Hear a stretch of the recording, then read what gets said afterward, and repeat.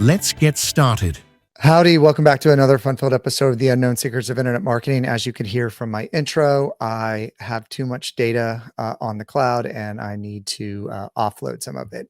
We are rebranding the podcast shortly, so stay tuned for that. We will do a press release and announce it on all the social channels. But until that point in time, we are still here doing it like we always do it. I have a great guest for you today.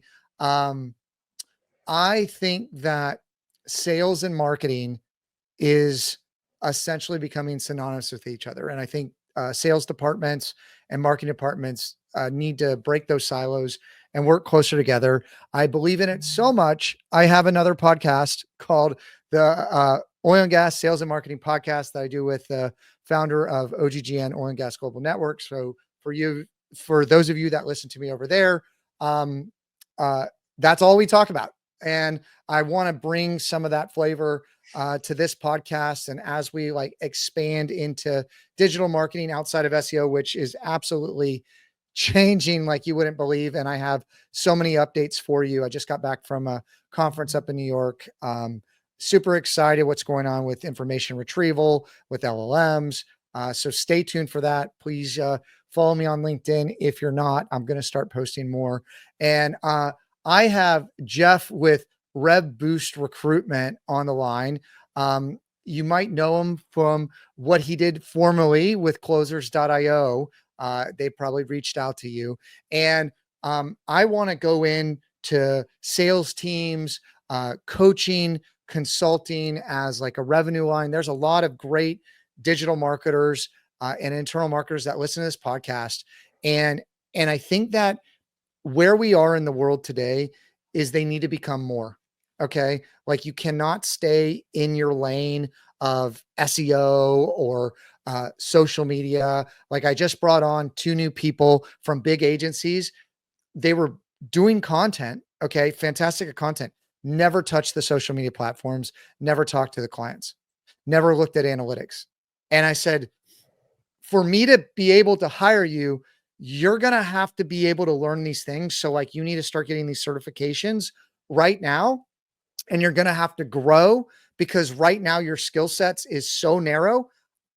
I can't do anything with that skill set unless it's applied to kind of multiple hats. And I think marketers are becoming more salespeople. I think salespeople are becoming more marketers.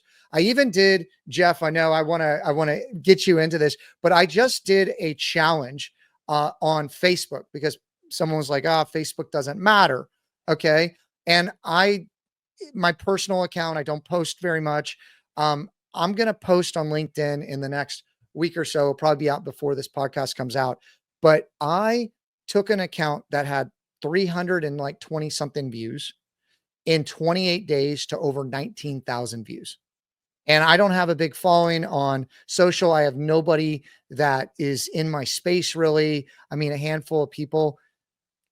The power we have today to sell, the power we have today to build a personal brand, the power we have today to do marketing for ourselves as a coach, as a consultant, is unprecedented in what you had so many years ago. And I hear so many people talking about click inflation, and it's a real thing. Okay. You shouldn't be on all the same platforms as everybody else.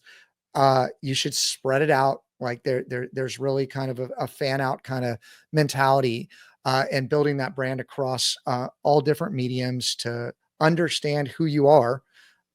But it really comes down to the trust. And also you got to know how to have a product and sell it. And so I would love to open up the conversation with what you find is happening trend-wise that's most topical for you.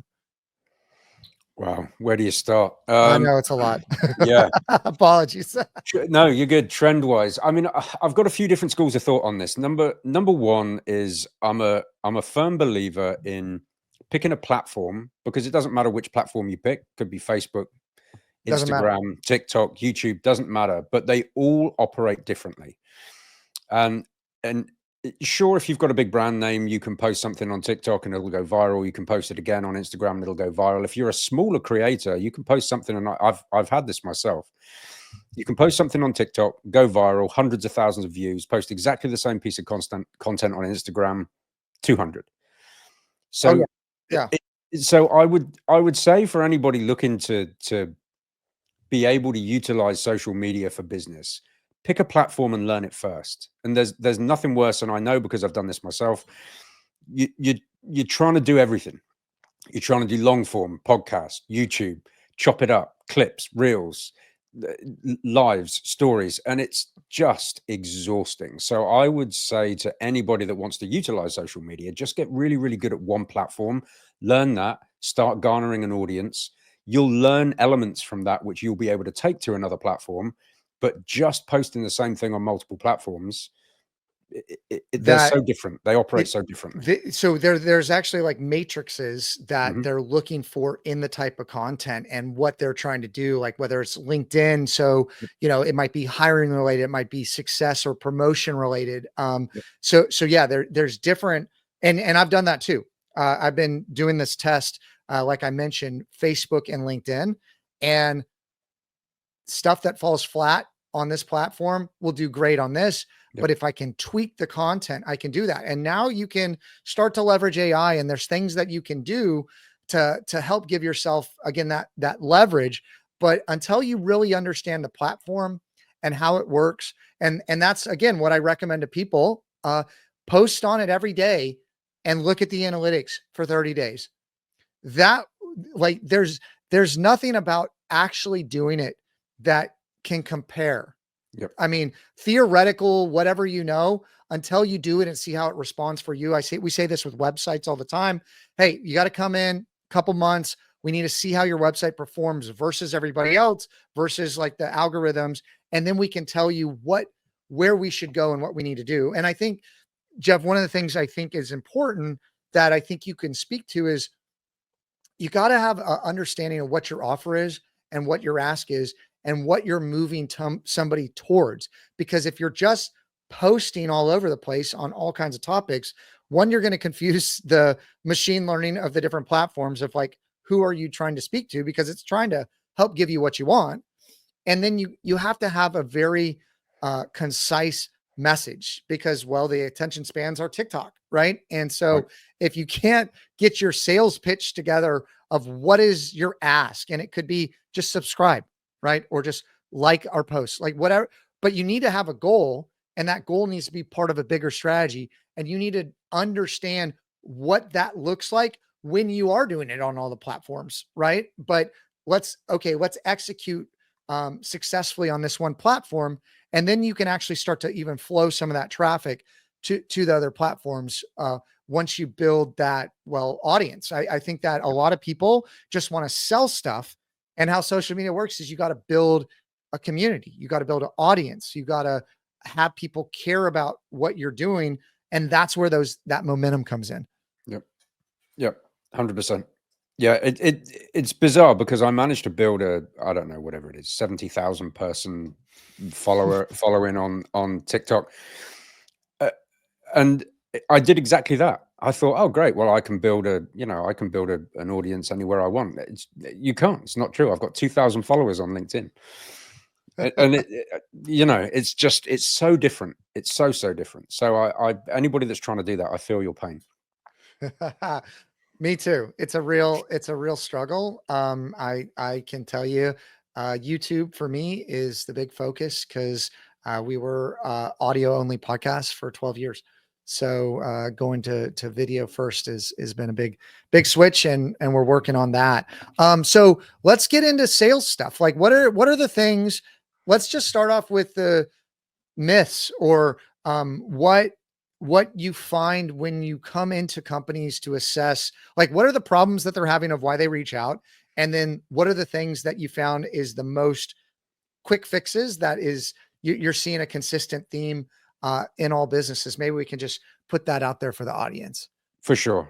By a country mile, the two biggest problems the teams that I help are, number one, culture. They don't know how to garner a culture inside of their sales team, and anybody that thinks culture is not important is wrong. Number two, good old-fashioned skill set. And so those are not always, because everybody gets an independent audit, and sometimes the culture is great, but the skill set is poor. Sometimes the skill set is great, but the culture is poor. Sometimes they're both trash, and sometimes they're both great. So, but those two things are the biggest needle movers that I've found. Is if you can have a great culture and a great skill set, you can scale exponentially. So those are typically the things I look for first. What are people doing? What are they talking about? Are they, do they have a regular meeting cadence? And if they do, because everybody goes, oh yeah, we have a daily meeting. And then you listen to their daily meetings, and basically it's just a beat down for the whole sales team. It's like, well, how do you think they're going to go and perform if all you do is berate them first thing in the morning and whip them with a big old stick? There needs to be a balance of stick and carrot. And a lot of people, it's either too much carrot, too much stick, or not enough of either. That's the problem. So you're talking about the daily stand up that a lot of people Yep. before they go into the bullpens or Yep. whatever. Now, a lot of people are starting to have remote teams, right? Or they're using there's all kind of different blended methods to build that. So I think we can go into the skill sets. And I think that's absolutely important, but culture is something that needs to happen first, right? Because if you have the right culture, you have the right person, you can train them with the skill sets that you want, and everybody's going to have a different kind of strategy to sell. But creating culture, there's got to be themes in that you see. So can you talk about in person and then like remote teams? Yeah, I work almost exclusively with remote teams, Okay, because awesome. I deal with people, not 100%, but probably 99% in the high ticket sales space. So coaches, consultants, course creators, people have a high ticket offer, and they realize very quickly that they are the bottleneck in their business. So they're like, well, I can't do all the marketing and all the fulfillment and look after my clients and do operations and do all the sales calls. I need a sales rep. So one of the things we do is we help them find those reps. And then the second problem that they run into is that they go, well, okay, I don't actually know how best to train a sales rep. I don't know how to keep them motivated. I don't know, when to whip them and when to reward them, and all of this kind of stuff. So that's the second factor. So what we do is we source, train, and maintain remote sales teams for people in the digital high ticket sales space, course creators, coaches, that sort of stuff. So the problem number one is, where do I find good reps? Mm. I'll post on social media. I must have somebody in my network.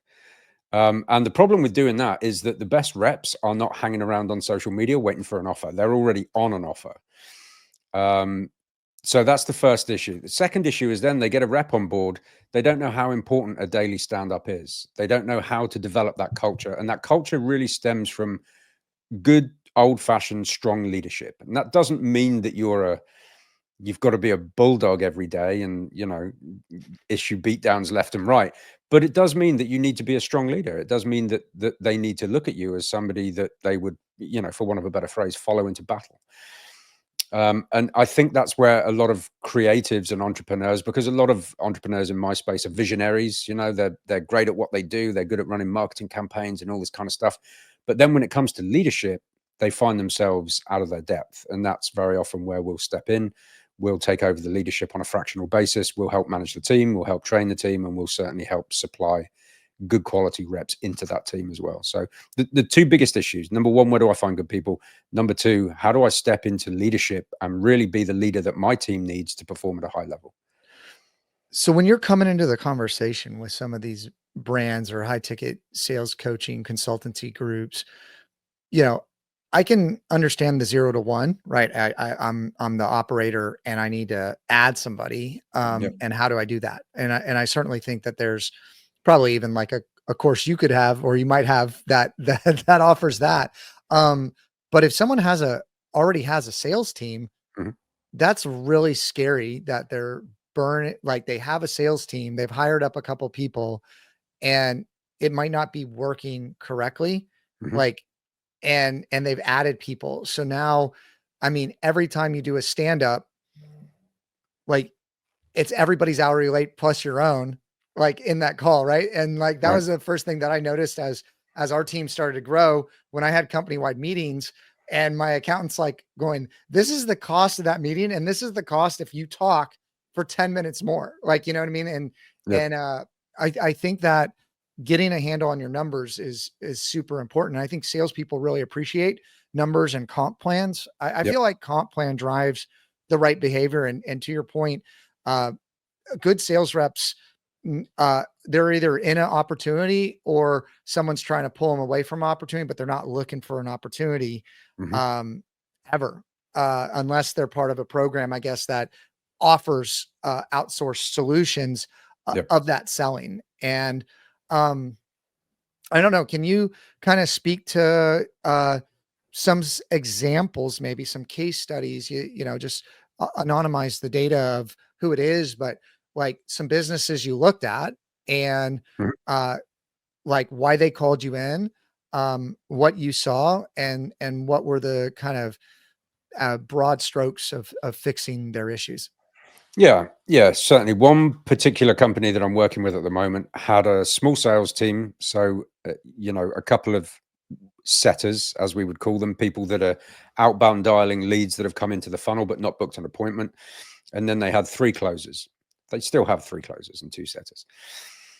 The biggest issue by far is nobody had a handle on the numbers, and nobody had set into stone strict KPIs. Mm, So this is what is expected on a daily, weekly, monthly basis. If you are behind at the end of week 1, why are you behind?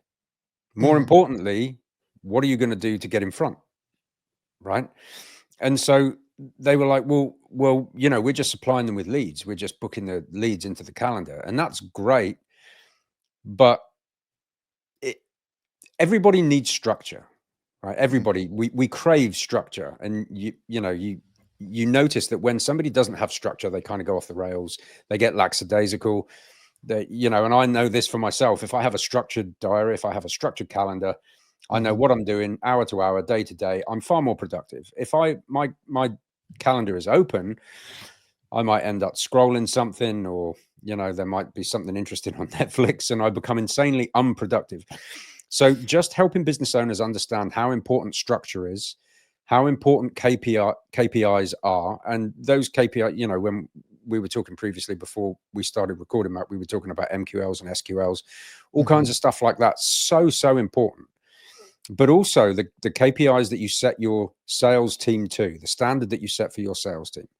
So if we develop 100 leads and the show rate is 70%, I am expecting you, if you have 70 conversations out of every 100 leads, this is the close rate that I'm expecting. If mhm, not, I want to know why. Is it a skills-based issue? Is it a culture-based issue? Is it a lead issue? Like, are we just attracting the wrong people through the funnel? I tell every single team I work with, you can never blame the leads. It's always your fault. You've just got to take it on the chin. However, having said that, sometimes it's the leads. If you've got one particular company I work with at the moment, they're running about $30,000 a month through Meta. So not the biggest ad spend, certainly not the smallest. And they just couldn't understand it. They're like, every single lead we get through, show rate's terrible. The closers, the setters must be doing something wrong. It mm, must be this, it must be that. And then when you take a look, I said, okay, I'm going to do a funnel audit. I'm going to go in, I'm going to go and have a look. I didn't need to get any further than their front end ad. And the front end ad was saying things like, you can do this with none of your own money. hmm. Well, if you suggest that you don't need any of your own money, guess who you're going to pull into your funnel? People with no money. So what we did is we just shifted the The messaging. language, yeah, the messaging. Yeah, Yep. just shifted the language. I said, look, the offer can stay the same because it's a great offer, but stop talking about passive income, because there's no such bloody thing unless you win the lottery. Stop talking about you can do this with no money. And the second we shifted the messaging, everything started to flow through the funnel. Sales team are now reporting back, oh my God, the Yep. quality of the leads is insane. I'm speaking to people that can actually afford to buy our product, So I think that's so important, is just having a handle. And you said right at the start of this conversation, sales and marketing being intertwined. The way I see it is that they're 2 independent cogs inside of the same mechanism. And they've got to be married up, because otherwise you could be trying to, and I see that people try and fix the wrong problem. It's our setters, it's our closers. They're not closing anybody. It's okay. Well, let's take a look at A and end up at Z we'll figure out what the problem is, because it's not always a sales problem. Sometimes it is a marketing problem. So we do a lot of like account-based selling for B2B clients. It's essentially a dressed up funnel. There might not be setters, but you're booking people into business development people. Yeah. And there's a big complaint a lot of times when we go in on the quality of the leads, right? And we got to look at, well, where are the leads coming from? But yes, what is your offer? What are you fishing with? What's the bait you're fishing with? And if you're fishing with this kind of bait, you're going to get this kind of fish, right? Or whatever. And once you change that, like I've seen it, small clients, and I'm talking multi-million-dollar deals that, okay, take a long time to close. But if you have the right bait, and also if you're generating, which we're trying to help clients with, generate the content marketing to help feed that funnel, so it's not the outbound salespeople. I mean, when we started hiring, we have kind of a quasi, like you're an account manager and you're a salesperson, because when they sell you, we want the same person, kind of that relationship where it's not handed off. Not saying that's like the right like long-term solution, but it works really well for us because you want to talk to somebody that's intelligent. Like there's nothing worse, Geoff, for me when I get on a call thinking I'm going to like get a demo with a product and it's just like a setter to like qualify me, right? For like a lot of and I just feel like a lot of that could be done with AI, or bots or something to speed up that process. And I understand like enterprise technology, they want to make sure to fill the day of close and salespeople well. But I'm telling you right now, if you put out the right content, if you put out the right offer, right? Like, so content's just an extension at top of the funnel of whatever the ad is that you're running. And if you have that right ad, you will get the right kind of people. And these algorithms can find the right kind of people if you've distilled your offer out. I mean, I've just like, I think that yes, they're the exact same thing, but sales has to talk to marketing, and has to understand it. And they have to do that analysis. Like, let's look at these leads. Let's not just look at the top line number. Like, is this a qualified lead? How are you rating if this is a qualified lead or not? Is this the kind of lead that sales wants? Because what sales does at the bigger companies, they cherry pick the good leads and then throw out everything else, right? But salespeople, which I would love for you to speak to this, and we can just jump into AI after this. But like I have been a salesperson for a lot of my career. If you look on LinkedIn, I've done cold call selling, I've done in-person selling. I was classically trained as a salesperson. And once I understood digital marketing and the one-to-many selling, just like this podcast, we could talk to a lot of people. There was no going back for me. I'm not going to do cold outreach. I would much rather have someone come to me that is interested in what I'm offering and let me explain to you like how it might look to work with us. Like, are we going to solve your problem? I would much rather spend my time doing that where they're coming my direction versus that cold outreach.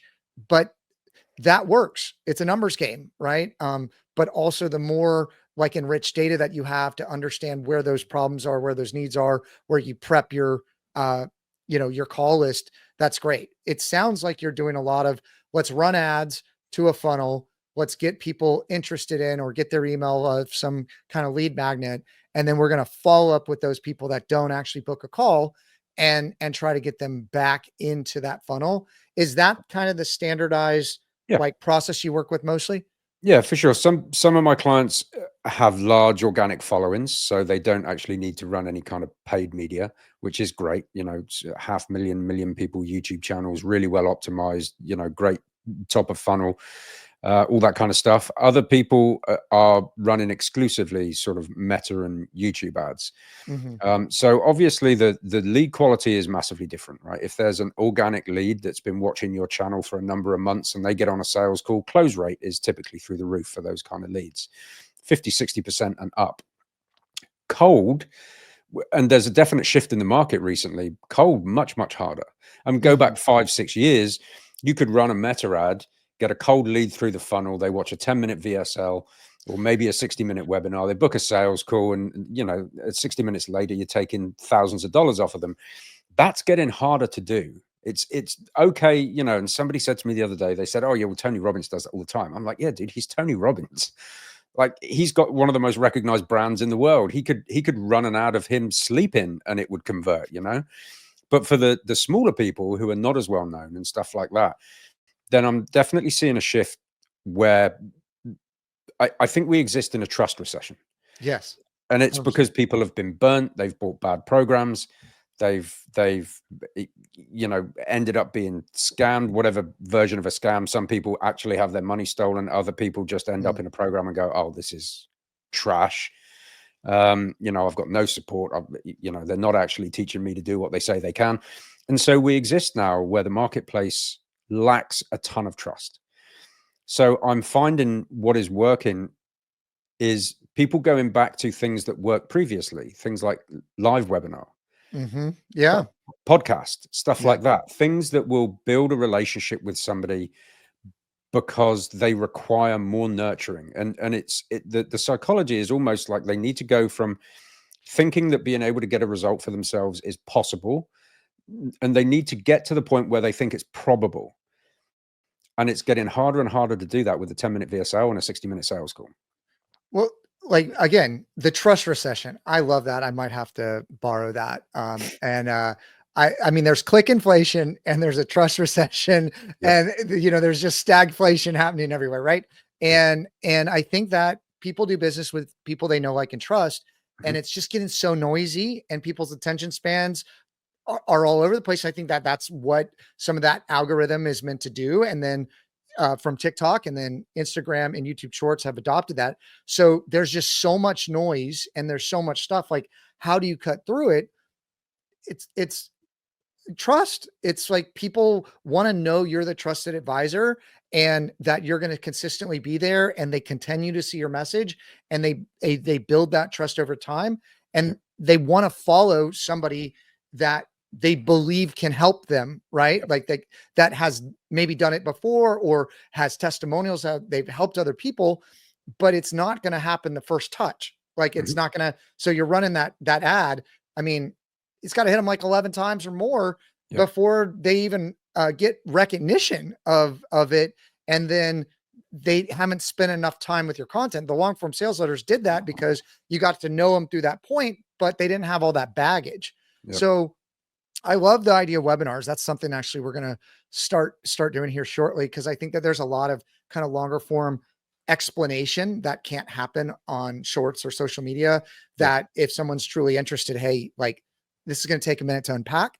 I mean, what are you seeing working the best? Or, like, can you give an example of a case study of, like, okay, they were doing that, they're running the ads, and here were the conversion rates, and then we implemented this webinar, or we encouraged them to do XYZ, and, like, it turned around their business? Because I think there's two people in my mind that I think we're speaking to. One is like, I was going to do a webinar, and people give me feedback, comment if you think it's a good idea, but I was going to run an ad on Facebook going, what the WTF is happening with my marketing? Like, because everything's changing and the things that used to work are not working. Okay. And everybody, and they're being inundated with all this stuff and AI, which I do want to get into this call after this but it's like, so much stuff's changing.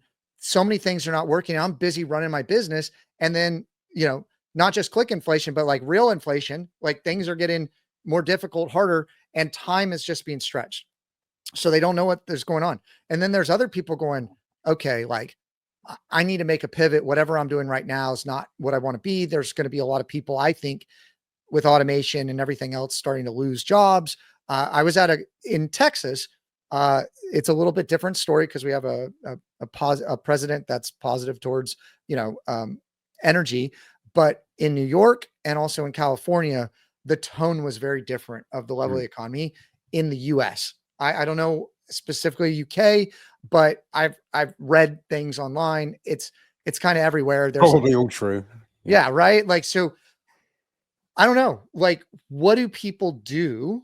Right. And I want to get into the specific person you can help the most, because someone is looking for a lifeline. Someone's looking for someone to throw a life Yeah, preserver to. And um, I know your background and what you've done. And like, I want that person to hear it, you know? sure. Yeah. So typically, if somebody has, I guess two types of people mainly. Number one, somebody's figured out marketing, but now sales or sales team is the bottleneck, and they're, Mm, like you said, click inflation, cost of leads is getting more expensive, booking a book call is more expensive. So they're like, well, how do we get the team to convert higher? So that's one person. Another person is maybe what they were doing previously worked for them. Specifically, one client that I have at the moment, they'd run a VSL for the longest time.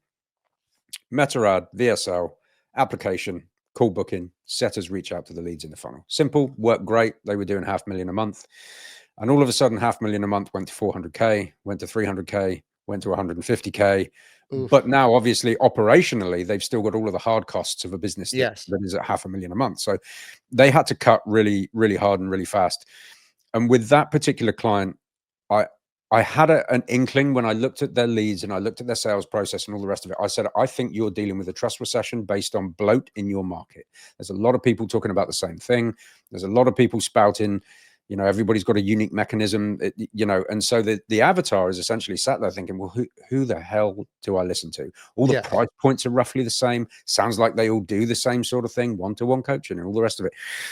And so I said, if my hunch is true and we're dealing with a trust recession here, then let's take that VSL and instead let's run a 2-day event as a test, right? Just a Yeah. test. Doesn't mean you have to do it, but we're going to do a 2-day event, 2 hours on a Friday, 2 hours on a Saturday morning to catch the people after work. And, Saturday morning, they can do 2 hours instead of mowing the lawn, whatever it is. And they did that event, still running meta ads, got 100 people in the room. And off the back of the event, 15 of them bought, 12 of them piffed, paid in full. Mm. So they were like, holy cow. So every 100 people we get into our funnel, 15 of them buy. And whatever 15%. Yeah. Yeah. whatever, yeah. 12 out of 15 is, I don't know what it is. My math is horrible. 80%, something without a calculator, I don't know. But a high proportion paid in full. And that was the indicator that it was trust in the market. Mm. Specifically in their market, it was becoming so oversaturated, and that made all of the difference.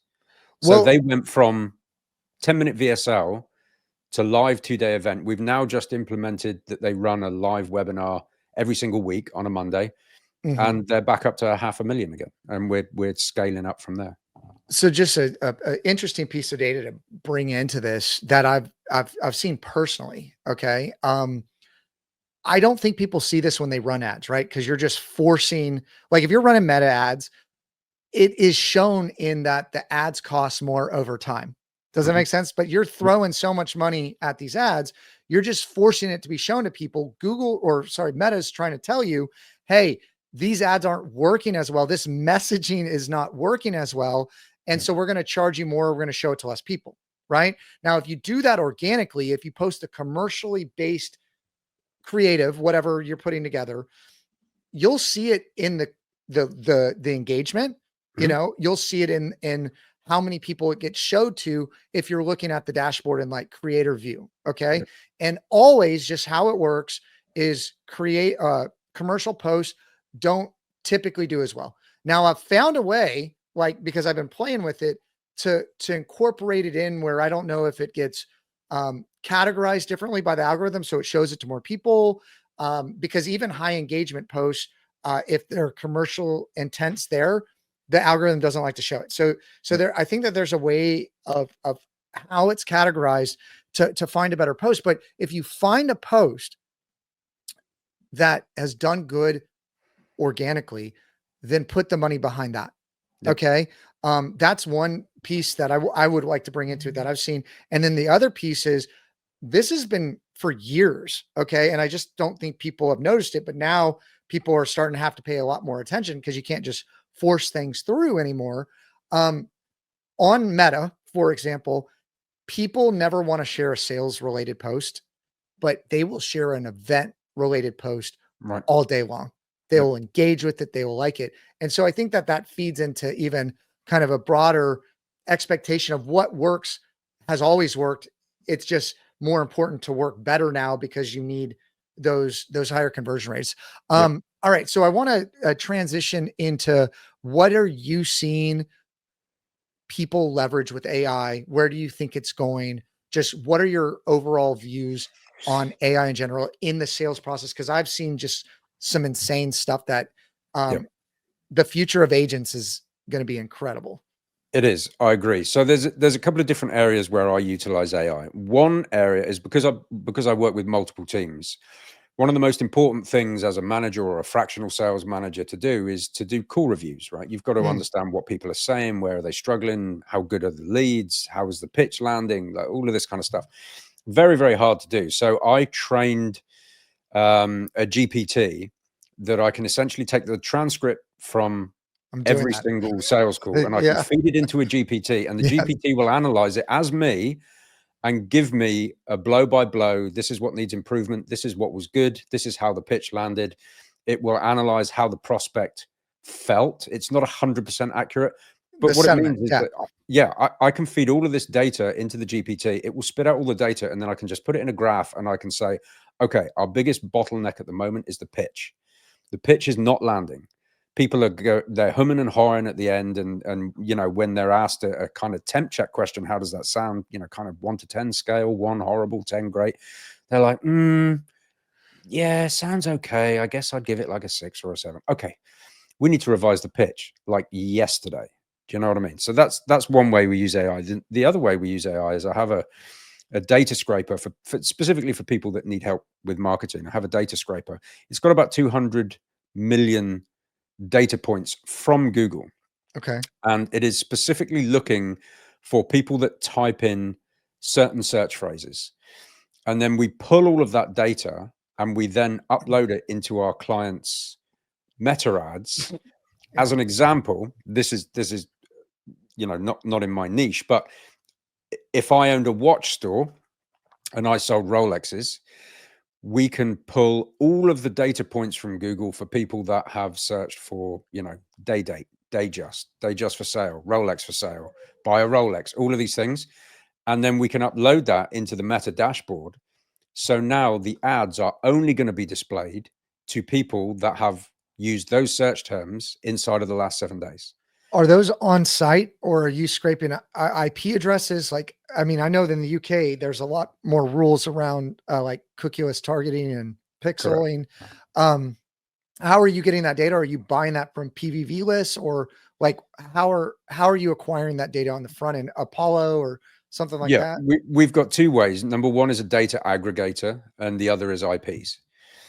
And you're right, you do have to be cautious about how you use the data. But we're tracking IPs, and we're purchasing the data from aggregators essentially. Got it. But what typically happens when you upload that into Meta is because now your ads are only being shown because It's you know, if hashed. Yeah, yeah, it's a lookalike audience. Basically, it's a custom audience. literally, but It's crushes. the Yeah. most hyper likely audience to buy, because we all know that Meta is interruption marketing, right? People are Mhm. scrolling. Oh, that looks good. Well, now if you put your ad in front of somebody that's looked specifically for your product, as an example, we just implemented this with my client in the real estate coaching space. They teach people how to, you know, do HMOs and all this kind of stuff. Well, now the data is only displaying the ads to people that have indicated they're interested in HMOs. So you're getting people further along the awareness graph. Instead of being problem aware, we're now managing to get people who are solution aware. So when they see the ad, they're like, oh, this is exactly what I was looking for. So, you know, obviously they close at a much higher percentage. So those are the two ways I specifically use it, is analysis and data. So Jeff, I'm doing something similar. I would be interested in you creating the Jeff or the, you know, Rev Boost recruitment GPT that I Yep. could add to that because we're using the like the, you know, the note taking bots to capture it. Yep. Uh we're pushing it to GPT right now, basically some custom prompts to spit out some recommendations. Mhm. And then we push it to the person that created the call on our team. So whoever created Nice. the call gets an email report, just automated. Here's what you could do better. I'm sure we can improve that, and we could enhance the prompts, or even utilize like a custom GPT that you create, where I'm seeing a marketplace there where to use this GPT, it's $5 a month or $10 a month or whatever it is, where there's a, I think the business is changing, right? I think Yeah, everything's changing. I It's agree. kind of like internet 2.0 sort of thing. Yep. And there's going to be so many businesses that are built off the back of this, but you have to shift with what's going on. I actually had a couple calls that were actually inbounds that needed marketing of sales coaching organizations. And I was like, this is what I'm doing for my team of like 3 people. You could create a lot of leverage in this to utilize this at scale. And if you think about a 3% improvement, right? They read the email, they actually implement it, because it's, you can upload even like spin selling or whatever you're using as your sales metric. It can give you recommendations based on that. Yep. And if you're constantly getting those recommendations and you just do that, the leverage off of that could be exponential of those percentages. And I feel like that's what people want, is like, okay, Geoff, and you're like, hey, I don't have time to work with all these clients, but you could utilize my GPT and we could set this up for you and blah, blah, blah. And it becomes like a SaaS sort of thing. Right. There's a business right there. Yep. Right. And uploading the data, absolutely, like the hashing data. I mean, Facebook knows more about us than we know. Like, everybody thinks the ads listen. And I do think on maybe some of the platforms in the terms of service, they are listening. But there is ways to protect yourself. And Apple, for example, does a pretty good job of limiting some of that stuff. Now, Google, the phone is called the Pixel. Okay, they're making fun. These engineers are like Easter egging you, like you are, like we're doing this to capture everything that's happening to sell you ads, Yep. and everybody's on their phone all the time. And so I think this stuff is super powerful, and to be able to utilize that data in a way that you're not just running cold traffic to everybody, but you're only showing like a billboard to the person that potentially wants to buy. It becomes that much more effective. Your marketing goes that much further. I think Yep. those things are phenomenal. For the Tell teams me, that yeah, for the yeah, teams that we rolled that out with, Matt, across the board, the least, so it cut the CPA obviously because the ads are more relevant. The least it cut the CPA for any of those teams was 40%, and the most was about 70%. So they went from, double your the money right there. CPA was like $2,000 down to less than $1,000 just by using the correct data. Yeah. No, I think it's incredible. Okay, I want to kind of open up the floor. I've covered the things that I think are super relevant. I'm sure that there's blind spots in what I'm seeing, because I'm more heavily on the marketing side than the sales side.